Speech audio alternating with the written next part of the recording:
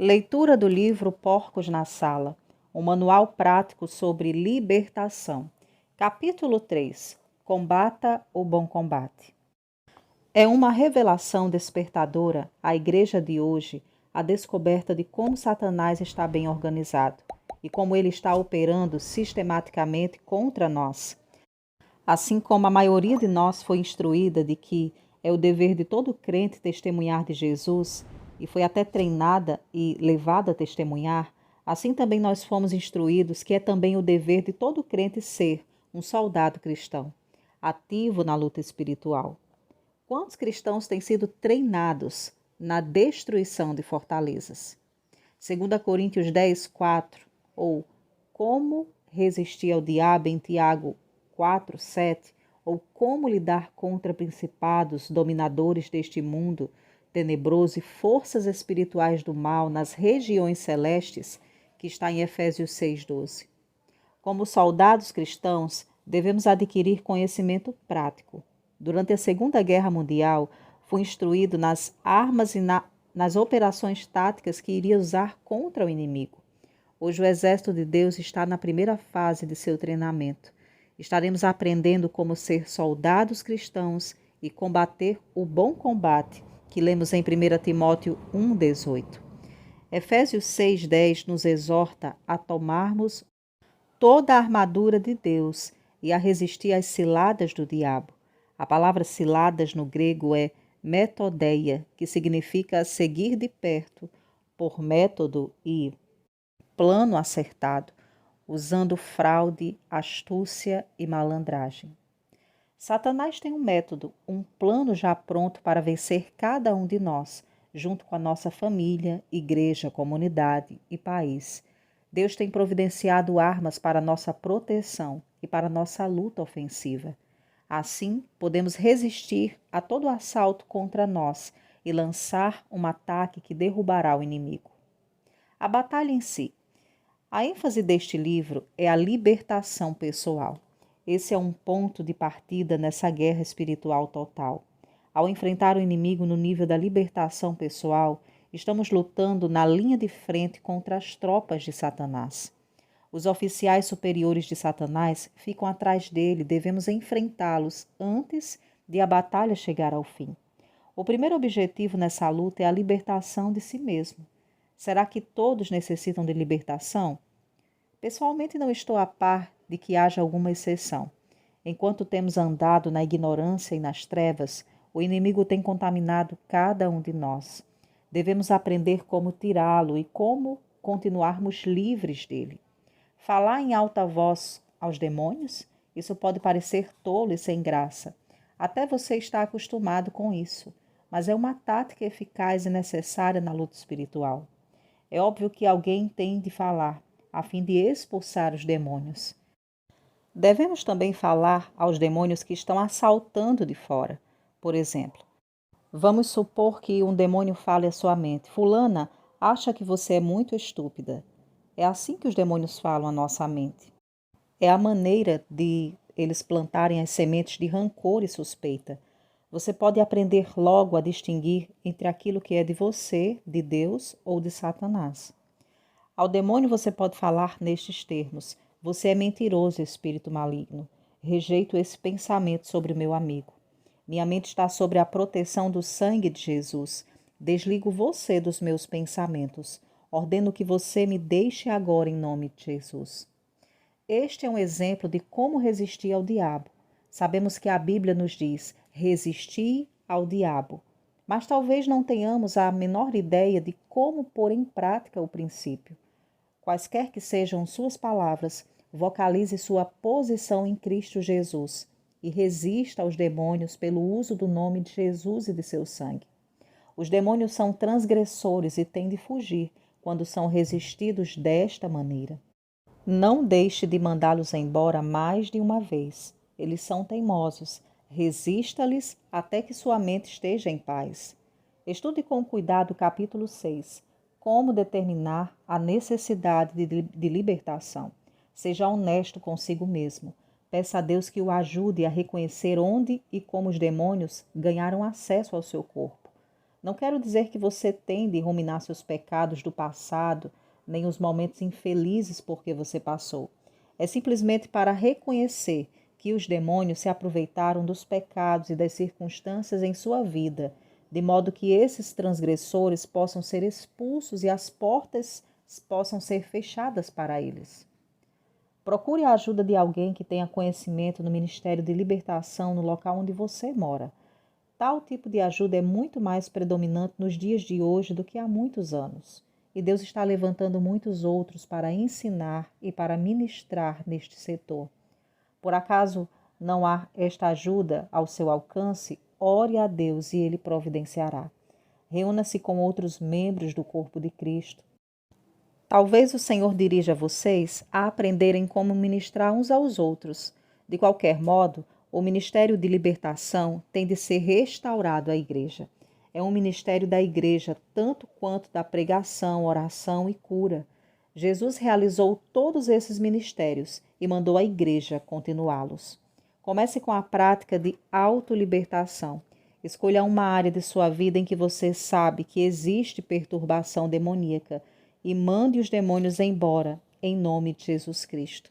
Ao ver que você os está renunciando absolutamente e falando com fé, os demônios responderão: não os deixe ficarem sem oposição mais um dia. O reino de Deus é justiça e paz e alegria no Espírito Santo. Lemos Romanos 14, 17. Esta é a herança de Deus para você agora. É uma para você tomá-la à vontade. A luta no lar. Em muitos lares de hoje, ainda que o marido e a esposa e os filhos professem Cristo, há contenda, divisão, confusão e caos. Já é a hora de o diabo ter sua parte de culpa e está na hora de as famílias aprenderem como expulsar o diabo de seus lares. O ponto de partida ideal para ganhar a vitória é o seguinte: cada membro da família comprometer-se novamente com Jesus Cristo e em seguida a ministração de libertação de cada um. Uma coisa formidável aconteceu numa igreja em que a nossa equipe teve a oportunidade de ajudar.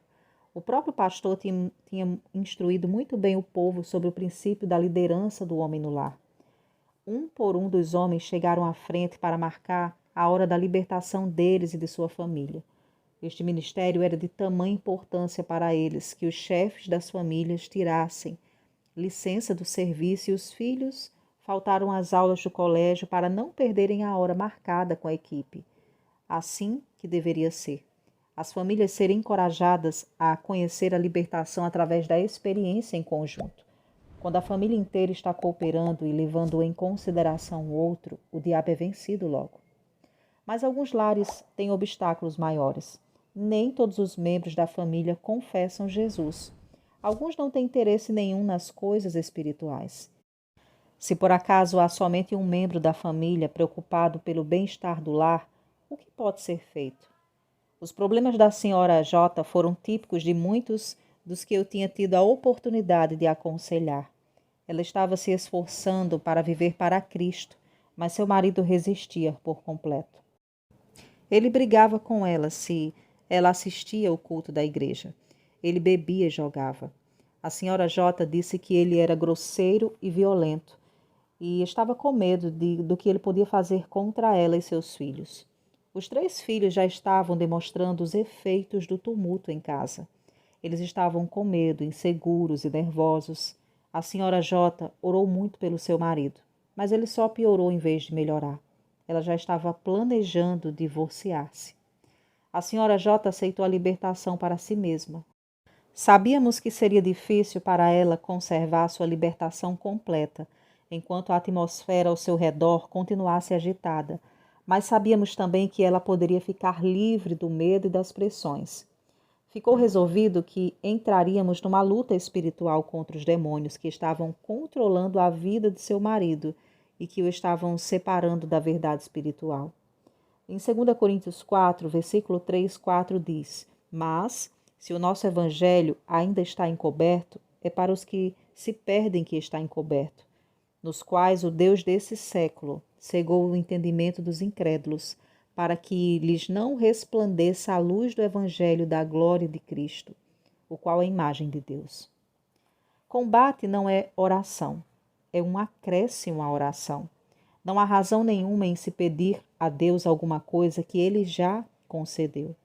Deus nos deu poder e autoridade contra o diabo. Não devemos esperar que Deus tire o diabo de nossas costas.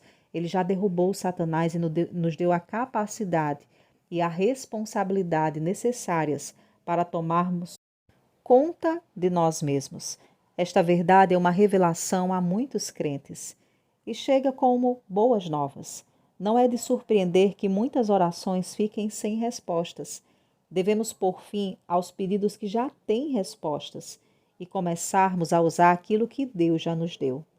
Iniciamos então o combate espiritual a favor do marido da senhora J. Ela aprendeu como lidar no combate espiritual, através da experiência e como continuá-lo por si mesma. Vocês, espíritos imundos que estão atrapalhando o Senhor J, tomamos posse da autoridade de vocês no nome poderoso de Jesus Cristo. Vocês querem destruir esse lar, mas não permitiremos. Estamos juntos com Cristo em autoridade espiritual. Conhecemos sua posição e nossos direitos. Amarramos vocês em nome de Jesus Cristo. Tirem suas mãos da vida dele. Desliguem-se de sua vontade.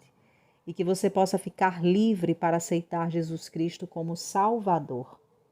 Dentro de pouco tempo, o Senhor J tinha se modificado completamente. Uma nova criatura em Cristo Jesus. Ele experimentou o novo nascimento e o batismo no Espírito Santo. A família frequentava a igreja junta e o Senhor J tomou seu lugar como líder espiritual de sua casa. Não quero dar a impressão de que todas as lutas espirituais terminarão tão cedo e tão vitoriosas como a do casal Senhor e Senhora J. Mas tenho visto muitas vitórias através de lutas espirituais que passam a ser espantosamente eficazes. Outras batalhas levaram mais tempo e algumas ainda estão de pé meses depois de iniciadas. A luta espiritual a favor da outra pessoa não significa um controle da vontade daquela pessoa. A luta amarra o poder demoníaco, libertando a vontade da pessoa, capacitando-a para tomar decisões por si mesma, sem interferência demoníaca. Os demônios não são expulsos da pessoa, mas o poder deles está amarrado por um tempo. Este tipo de luta está de pleno acordo com o princípio da luta espiritual mostrado em 2 Coríntios 10, 3 e em Efésios 6, 12. Estas passagens ensinam que nossa luta é contra inimigos espirituais e devem ser combatidos com armas espirituais. É inútil e errado ficarmos envolvidos em encontros de carne contra carne. É melhor falar em voz alta aos poderes demoníacos ao enfrentá-los, mas não na presença da pessoa endemoniada, ou abertamente na presença de outros que talvez não gostem nem entendam aquilo. Não é absolutamente necessário falar em voz alta. Pode ser feito no seu espírito. Isso pode ser feito na presença de quem está sob o poder do inimigo. Deveria ser o alvo de todos os lares manter o modelo da autoridade divina dada por Deus. Esposa em submissão ao marido, marido amando a esposa como Cristo amou a igreja e os filhos, obedecendo aos pais no Senhor. Isso reduzirá ao mínimo as oportunidades do diabo em qualquer lar. A batalha na igreja. Satanás tem um interesse todo especial na igreja. Podemos crer, sem sombra de dúvida, que ele fará tudo o que estiver em seu poder para desviar, atrapalhar, enfraquecer e destruir o ministério da igreja. A organização do diabo tem um demônio príncipe escalado para cada igreja local. Muitas igrejas têm uma história de certos tipos de problemas. O espírito príncipe sobre aquela igreja pode ser identificado com facilidade pelo tipo de problema que sempre sofre aquela igreja. Em algumas igrejas você encontrará o espírito de contenda, membro contra membro. Isto é uma das armas principais de Satanás. Ele provoca ciúmes e competições. Os cristãos se encherão de orgulho, pensamento que são melhores do que os outros. Enquanto os cristãos estão lutando entre si, eles não estão lutando contra o diabo. Este é o alvo dele, então ele venceu. Outras igrejas são controladas por demônios de doutrina. Em 1 Timóteo 4:1 lemos: Ora, o Espírito afirma expressamente que, nos últimos tempos, alguns apostatarão da fé, por obedecerem a espíritos enganadores e a ensinos de demônios. Em outros casos, a doutrina não é falsa, mas o diabo cria uma obsessão por doutrina. Ele consegue fazer o grupo concentrar-se numa faceta da verdade, salvação, segunda vinda, etc., que negligencia a ministração do conselho completo de Deus. A igreja acaba sendo desviada. Alguns dos demônios são especialistas em fazer a igreja operar com os talentos e as habilidades naturais ou humanas, em vez de depender do poder do Espírito Santo, tendo forma de piedade, negando-lhe, entretanto, o poder, como está escrito em 2 Timóteo 3,5. Algumas igrejas estão ainda hoje com a sua vista vendada ao derramamento do Espírito de Deus e continuam operando com o poder da carne. Há espíritos príncipes de denominacionalismo e sectarismo. O alvo deles é dividir o corpo de Cristo, criar divisão. Quando eu vi o nome da igreja, independente, fundamental, senti que ela estava anunciando o demônio reinando sobre aquela congregação. Algumas igrejas são famosas por seu orgulho espiritual e por seu isolacionismo. Os demônios do mundanismo e materialismo reinam sobre algumas igrejas locais. Seu ministério espiritual é apagado. A ênfase está em festas de todo tipo, bazares, vendas de doces, etc. A lista continua sem fim. Formalismo, ritualismo, controle pelo pastor ou grupo, complacência, indiferença, pessimismo, obsessão por problemas sem solução e etc. Em Joel 2:1 diz: Tocai a trombeta em Sião e dai voz de rebate no seu santo monte. O capítulo 2 de Joel chama o povo de Deus a levantar-se na luta contra a escuridão e as densas trevas. Mas, em primeiro lugar, é uma chamada ao arrependimento e volta a Deus. Ainda assim, agora mesmo diz o Senhor, convertei-vos a mim de todo o vosso coração, isso com jejuns, com choro e com pranto. Rasgai o vosso coração e não as vossas vestes, e convertei-vos ao Senhor vosso Deus.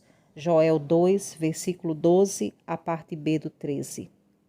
Isto é uma chamada para a igreja de hoje, que cada congregação local rejeite os seus pecados e se humilhe diante de Deus.